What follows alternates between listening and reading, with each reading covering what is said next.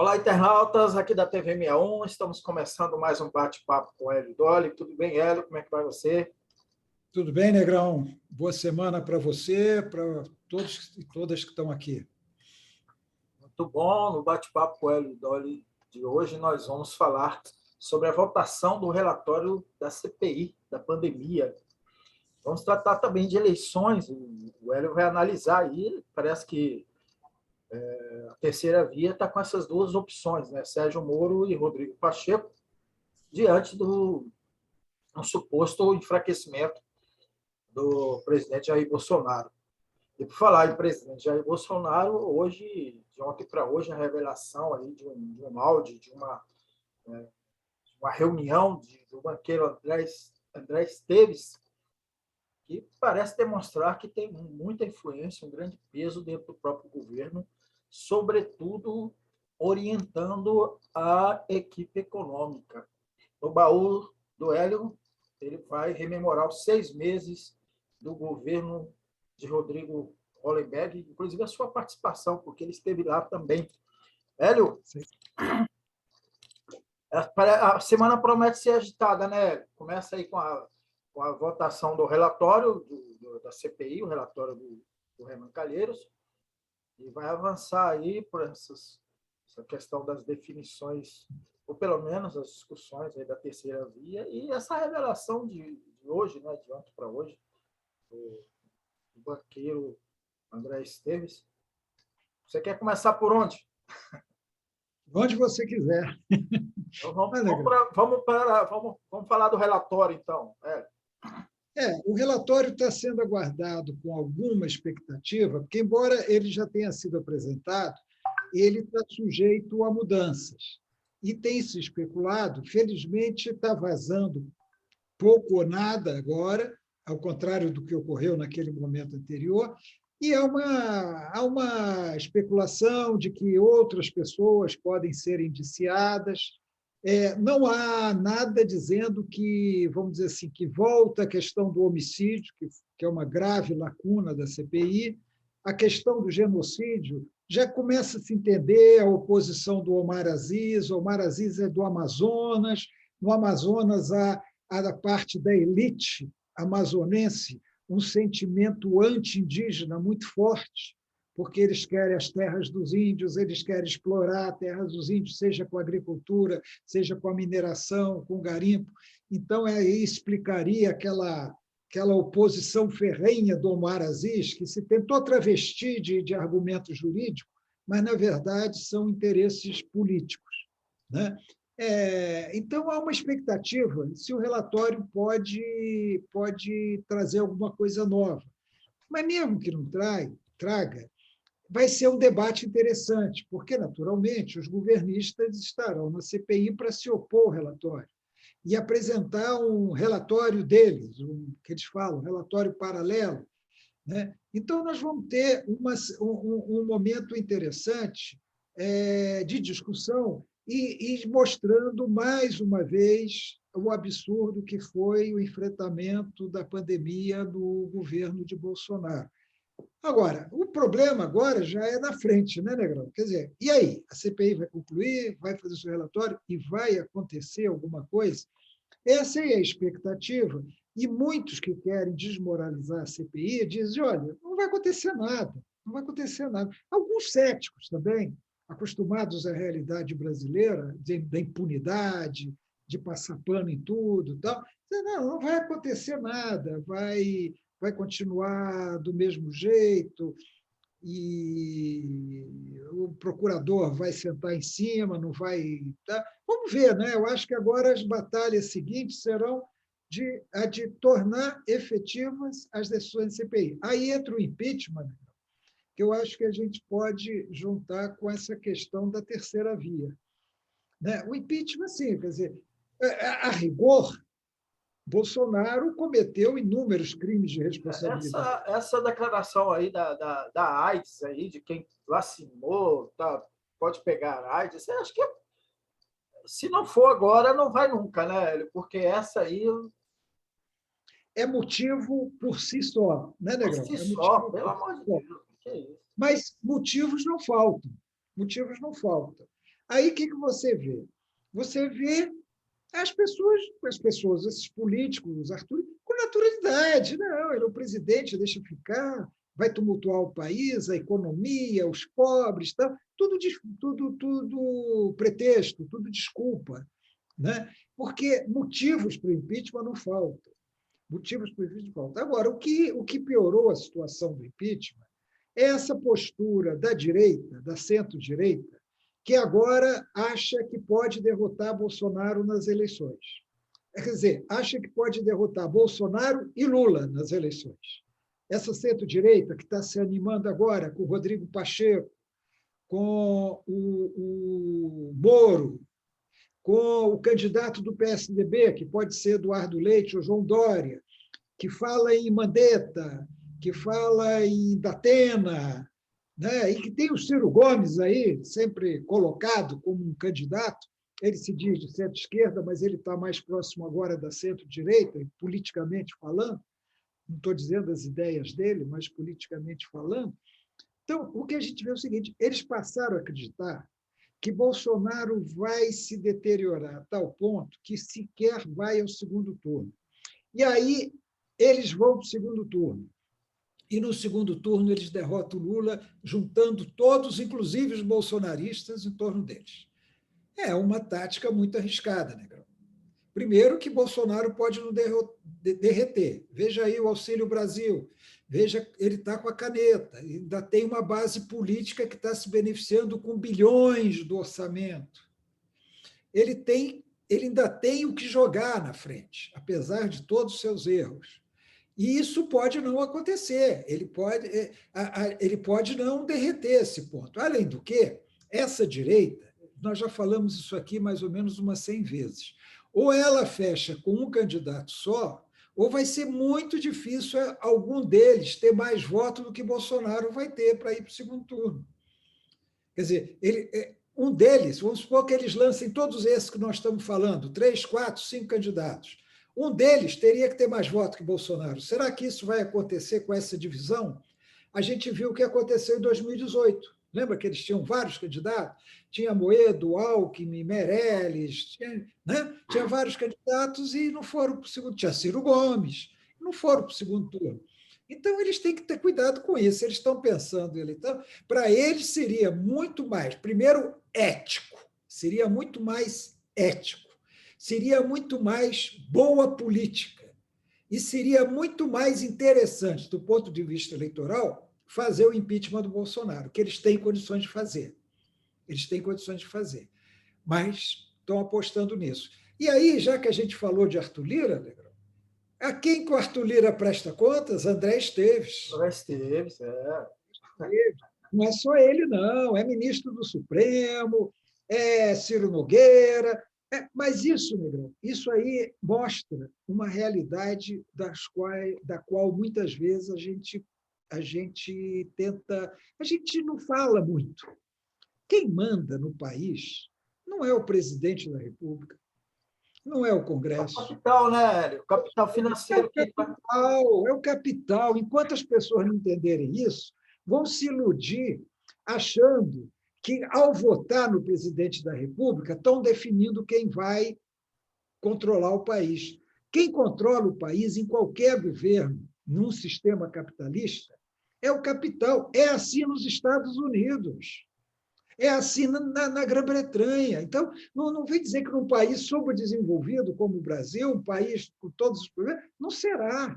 Essa, Negrão, é uma diferença básica entre o capitalismo e o socialismo que se pratica hoje de diversas formas em alguns países. Porque a China, por exemplo, ela aceita o capital privado. Ela tem empresários, tanto estrangeiros quanto chineses. Uma diferença básica é que não são os empresários que determinam as políticas, que determinam a linha que o governo vai seguir. Nos países capitalistas, são eles que determinam. São eles que decidem. Arthur Lira é capacho do capital.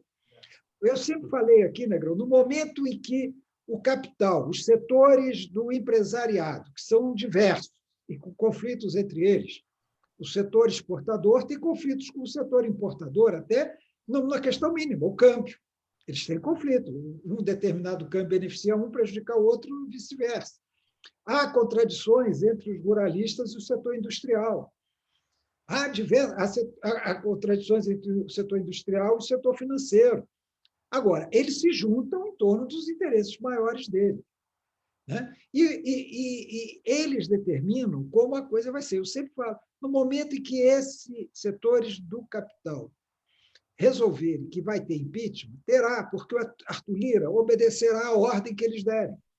E os deputados do Centrão obedecerão às ordens que derem. Por quê? Porque eles financiam esses deputados, esses senadores, e não é só financiamento de campanha, não, né? É pagando conta. Eles pagam conta desse pessoal. Eles financiam campanha e pagam conta desse pessoal, que vive às custas deles, são parasitas que vivem às custas do capital.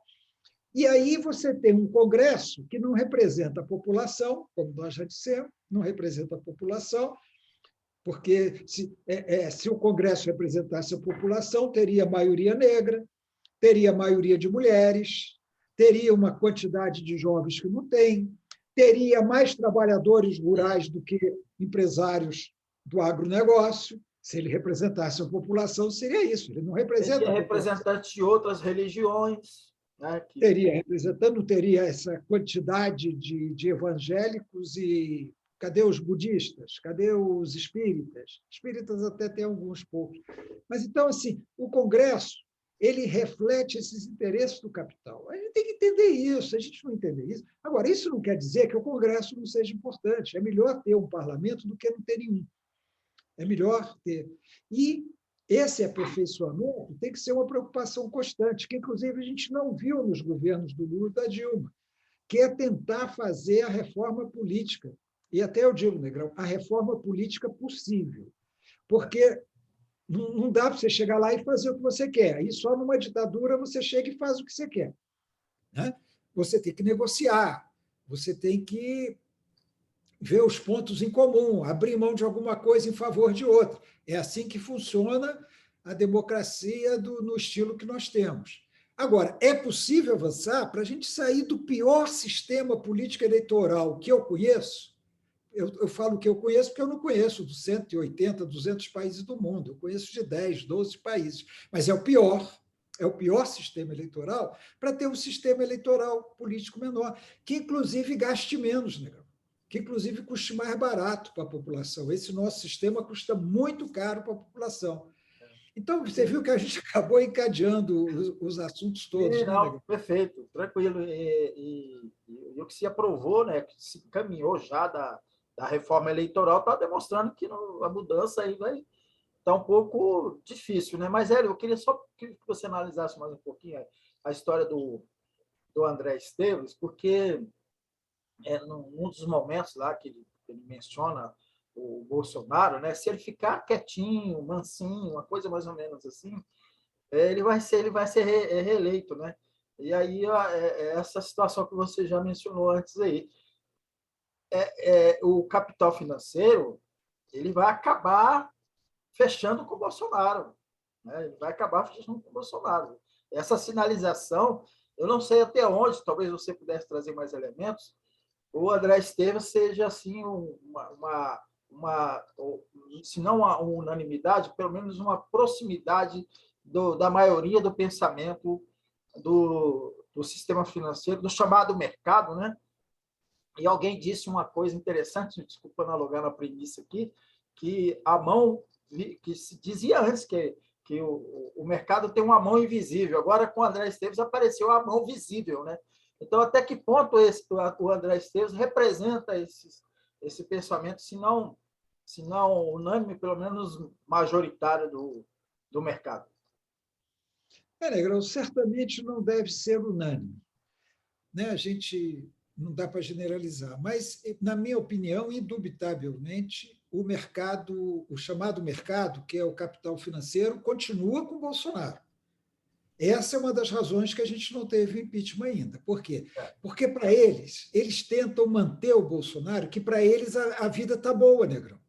A vida não está ruim para o mercado financeiro. Entendeu? Eles não estão perdendo dinheiro. Pelo contrário, olha o lucro dos bancos. Olha o lucro das financeiras, eles de vez em quando são divulgados. A vida está boa para eles. Então, para eles, é melhor ir tocando, mesmo com o Bolsonaro. Eles sabem os problemas do Bolsonaro, tanto sabem que ele fala que Bolsonaro tem que ficar calado.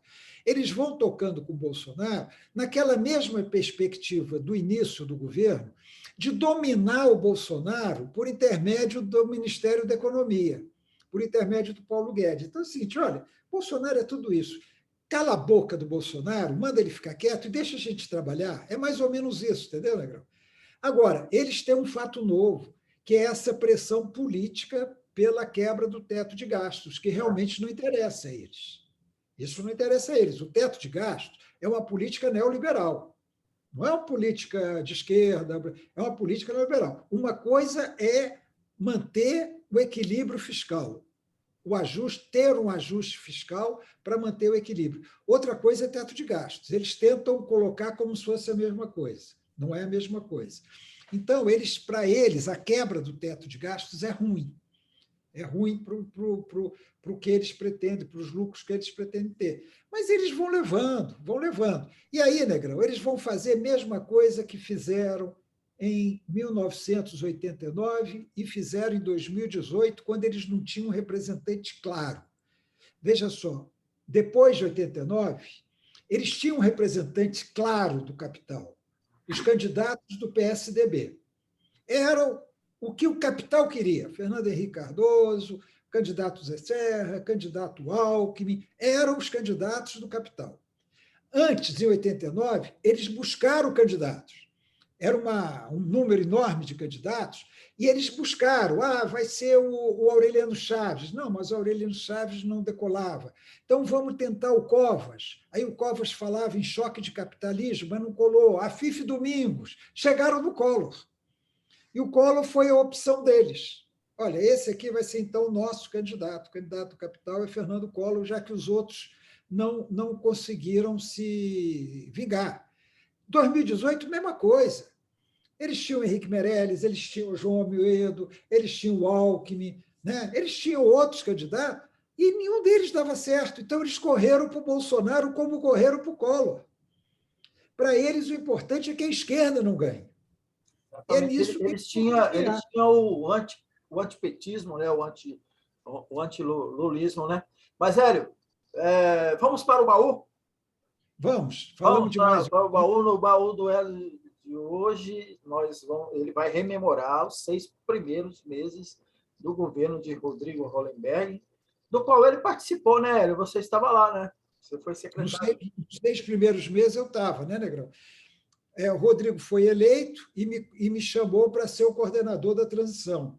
E repetiu o mesmo episódio do PT, viu, Negrão? O PSB não gostou que eu fosse o coordenador da transição, reclamou para o Rodrigo. Você foi o coordenador da transição também, né? O coordenador da transição, como tinha sido do Cristóvão. Como tinha sido do Cristóvão, o PT tinha achado, parte do PT tinha achado ruim.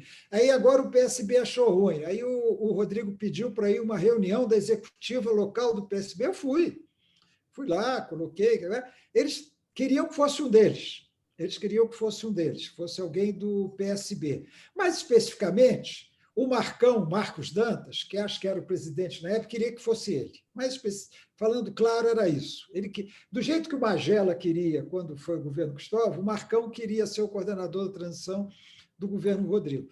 Bom, aí, Negrão, houve um problema, porque nas discussões da transição, e mesmo antes nas campanhas, desenhou-se um tipo de governo. E, na prática, não foi cumprido. Agora, já deixou de ser cumprido na própria transição, porque havia o entendimento de mudar o relacionamento com a Câmara, sair desse toma lá da cá que vigora até hoje. Você vê hoje o absurdo que é os deputados com emendas, com vantagem, administração regional, cargos no governo, que é a antítese do presidencialismo, do sistema presidencialismo, em que parlamentares têm influência no executivo, isso é a antítese do presidencialismo, mas era para evitar isso e criar uma nova forma de relação com a Câmara Legislativa. E eu me empenhei inicialmente nesse esforço, conversando com os deputados eleitos e tal. Mas Negrão logo entrou na normalidade brasileira. Aí o Raimundo Ribeiro pôde indicar o secretário de Justiça, aí procuraram o Júlio César para indicar secretário de Esportes, que seria a Leila, que na época era do partido do Júlio César, e começou aquele negócio, falou, olha, eu vou sair dessa negociação política, que essa não é comigo, vou cuidar de outras coisas, vou cuidar de governo, de administração e tal. Isso aí passou, então, para o Marcos Dantas, que acabou sendo o secretário de Relações Institucionais do governo, e eu fui ser o chefe da Casa Civil. Na verdade, ele era o que ele estava querendo, né? Exatamente fazer essas negociações. Não, era o que ele queria. Fazer minha conjectura. Eu tinha indicado um nome muito melhor do que ele para o Rodrigo, mas o Rodrigo tinha ali aqueles compromissos partidários, de antiguidade e tal, e entregou para o Marcos. Eu tinha indicado um nome inúmeras vezes superior para o Rodrigo, que teria executado essa, vamos chamar assim, está meio gasto, né? Mas essa nova política em relação à Câmara. Aí degringolou, Aí o Rodrigo preteriu o Joivale, que queria ser o presidente da Câmara, em favor da Celina Leão. E a gente sabe qual é o passado da Celina Leão. Bom, hoje a gente sabe o passado e sabe o presente também, e já imagina o futuro. Quer dizer, a Celina Leão passou a dominar o governo. Imagina, um governo eleito com toda uma perspectiva renovadora, de mudança, aí Celina Leão dando as cartas. E aí, Negrão, eu vou sintetizar por causa do nosso tempo, eu posso continuar na próxima, mas, Negrão, acontecia coisa assim. A Celina vai, a gente não teve briga, teve briga. Eles queriam, os deputados queriam absurdos, queriam cargos de todo tipo. A deputada Sandra Farage me ligou uma vez, falou assim, poxa, cadê o conselho do meu? Conselho, Negrão, são lugares nos conselhos das empresas que pagam jeton. E esses jetons variam de R$ 1.500 por reunião até a quase R$ 10.000 por reunião. BRB, TerraCap. Pô, meu irmão, o irmão dela, segundo suplente do pastor... Só fazer um parênteses, Hélio. Só no Conselho do Negro, que ainda é Conselho do Negro, não é Conselho da Igualdade Racial, aqui não tinha jeton. Eu era conselheiro na época. Porque os conselhos que têm jeton, Negrão, são das empresas... As empresas, sim. BRB, enfim... Aí começava aquela briga por conselho, e o Rodrigo começou a distribuir cargo em conselho para indicado por deputado, indicado por secretário, auxiliar de secretário, entendeu? Assim, virou aquele fisiologismo de qualquer governo tradicional. Imagina assim, a Sandra Farage me liga e fala, cadê o conselho do meu irmão? Meu irmão tem direito, ele tinha um conselho no governo Agnello. Falei, deputada, seu irmão não tem curso superior, a lei exige curso superior. Aí ela falou, Hélio, deixa de bobagem. Ninguém liga para isso. Ele tinha cargo, Agnello nunca ligou para isso. Você vê o tipo de discussão que deputado faz, né? Deputado me visitava na Casa Civil para pedir coisa, para pedir que pagasse a empresa tal, que o pagamento estava atrasado, para pedir para comprar móvel para o Centrade da empresa tal, porque eles só procuravam para essas coisas, salvo raríssimas exceções. A Celina brigou comigo uma vez porque ela queria requisitar... Só para contextualizar, Hélio, você estava na secretaria de... Você estava chefe da Casa Civil, né? Casa Civil. Casa Civil. Quem cuidava das relações com os parlamentares era o Marcos Dantas nas relações institucionais, mas acabavam vindo para mim, acabavam vindo para a Casa Civil. A Celina queria requisitar um técnico de radiologia para o gabinete dela na Câmara, e nós tínhamos carência de técnico de radiologia. Caramba. Então, eu argumentei com ela, deputada, a Secretaria de Saúde negou. Era o João Batista, o melhor secretário de saúde que Rodrigo teve, foi o primeiro que ele demitiu, para depois colocar 2 incompetentes consultores do Senado que de saúde entendiam muito pouco, de gestão não entendiam quase nada. Mas o melhor foi o João Batista, médico que tinha sido diretor do HUB. O João Batista negou a sessão do técnico de radiologia, que estava fazendo falta lá no posto de saúde, para o gabinete de uma deputada, que era presidente da Câmara. Aí eu fui argumentar com ela não aceita. Não, eu preciso dele, porque ele até não pode ficar a vida... Ele fez concurso para técnico de radiologia, caramba, tem que continuar lá. Sabe? Se tivesse outro, né? Indicava outro. Se excesso de técnico de radiologia, né, até seria admissível, né? tem excesso, está sobrando técnico, estava faltando. Então, eu só dei esses dois exemplos, você vê um nível, baixo nível, Baixíssimo. de grande parte dos deputados. E o Rodrigo se submeteu a eles, se submeteu ao ditame dele. E foi isso aí que acabou levando a que eu saísse do governo. Mas eu acho que é melhor deixar isso para a próxima, tá, Negrão? Vamos deixar isso para a próxima, porque pelo pouquinho que você já rememorou aí, tem muita coisa interessante para ser analisada. Aliás, você já avançou para dentro do governo, né? Eu acho que talvez a gente, na próxima, vamos voltar um pouquinho na transição, porque eu acho que é interessante. Hélio, obrigado. Boa semana para você, bom trabalho. Você está na correria aí, né? Tem que já mesmo. Compromisso. Eu agradeço você que nos assistiu. A gente volta na quarta-feira com mais um bate-papo com o Hélio Dória. Até lá. Um abraço.